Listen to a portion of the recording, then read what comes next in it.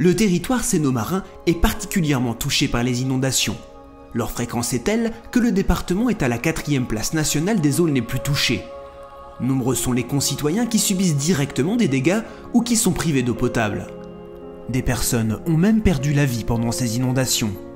Entre 1997 et 1999, 61 millions d'euros ont été consacrés à la réparation des dommages causés par ces phénomènes naturels. L'eau est plus forte que tout. De toute façon, elle s'impose à l'homme, le risque s'impose à l'homme. Maintenant, comment l'homme se comporte par rapport à ce risque? C'est-à-dire que c'est une démarche permanente. Il faut qu'à la prochaine inondation, parce qu'il y en aura une prochaine malheureusement, j'espère le plus tard possible, mais il y en a une prochaine, il faut qu'on soit en mesure d'être plus efficace que la fois précédente. Et pour lutter contre ces inondations, 19 syndicats de bassins versants ont été créés dans le département de Seine-Maritime en 2000-2001. Objectif de ces structures, protéger les personnes et les biens. Exemple à Anvermeux, dans cette ville, les habitants étaient fréquemment inondés. La faute à des ruissellements mal maîtrisés. Oui, tous les ans, on avait des inondations. Alors, il y avait plus ou moins de maisons touchées. Ça inondait les routes, ça inondait les maisons et on ne savait pas comment faire parce qu'en fait, l'eau veut rejoindre la rivière. Mais on a des ouvrages, des tuyaux, etc. qui n'étaient pas suffisamment dimensionnés pour pouvoir accepter toute cette eau qui ruisselait dès qu'il y avait un orage assez fort. Solution apportée par le syndicat de bassin versant de l'Aulne, la réalisation d'ouvrages de régulation. Installés sur les hauteurs de la ville, ils permettent de retenir l'eau dans différents bassins de rétention. Pendant de fortes précipitations, l'eau est retenue dans des réservoirs, puis s'écoule doucement dans la vallée. Là, en fait, on a conduit une politique qui est une politique hydraulique, je pense, rationnelle. C'est-à-dire qu'on essaie de prendre la goutte d'eau au plus haut possible où elle tombe. On a fait un premier bassin de collecte des eaux pluviales juste en amont, le plus haut possible sur le plateau. Ensuite, on en a fait un deuxième et un troisième. Ça évite tout simplement que cette eau-là se retrouve en bas, dans les habitations. À ce jour, les ouvrages de régulation du département stockent près de 1,7 million de mètres cubes et ils ont coûté 55 millions d'euros. Les syndicats de bassins versants s'adressent aussi aux agriculteurs. À Anvermeux, pour éviter le ruissellement et l'érosion des terres, différents dispositifs ont été mis en place avec un cultivateur. Autour du bassin, il y a une bande enherbée, nous ici on a fait de la luzerne, qui sert à freiner l'eau et à conduire l'eau bien dans le bassin, quoi. Derrière ça, il y a des fascines.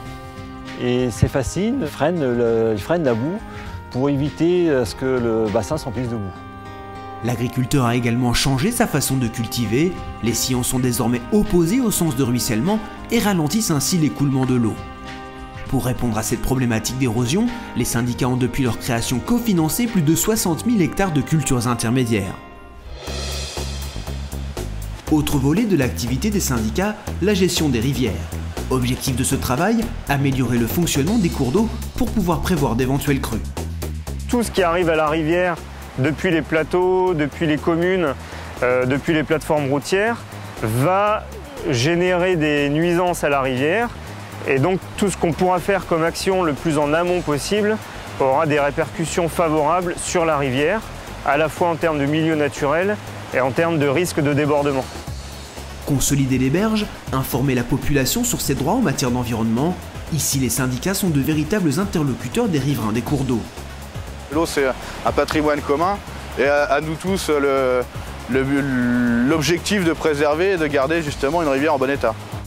En ville, les risques d'inondation sont aussi très importants. Face à une urbanisation galopante, la gestion de l'eau de pluie est cruciale. Les syndicats de bassins versants sont là pour aider les maires et les lotisseurs. Ici à Maine-Église, un lotissement est en cours de construction. Tout a été pensé pour faire face aux intempéries.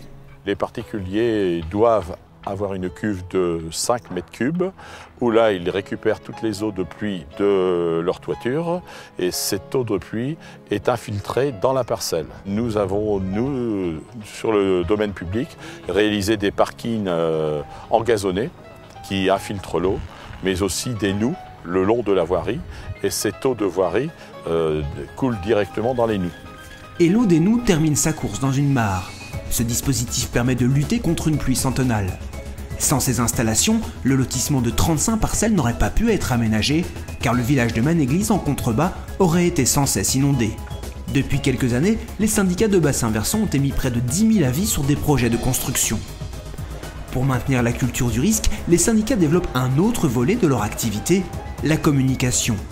pour éviter que les populations ne se sentent hors d'atteinte car protégées par des ouvrages, des marqueurs ont été installés dans 11 villes de l'agglomération havraise.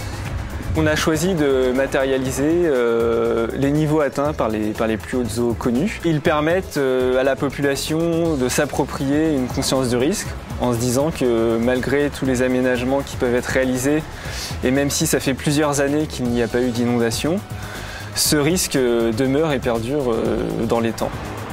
Grâce à cette conscience et cette mémoire du risque, les syndicats de bassins versants peuvent conseiller les collectivités comme les particuliers.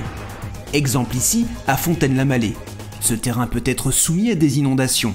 Après étude des syndicats de bassins versants, la construction d'une maison sur pilotis s'est avérée être une très bonne solution. En 10 ans, un grand chemin a été parcouru. Dans le futur, les syndicats de bassins versants devront s'impliquer dans des dispositifs de gestion de crise et d'alerte à la population. En équipant les rivières et les bassins de rétention de capteurs permettant de mesurer en temps réel la hauteur de l'eau, ou en installant des pluviomètres en zone urbaine, les syndicats espèrent demain prévenir les sénos marins d'un risque imminent d'inondation.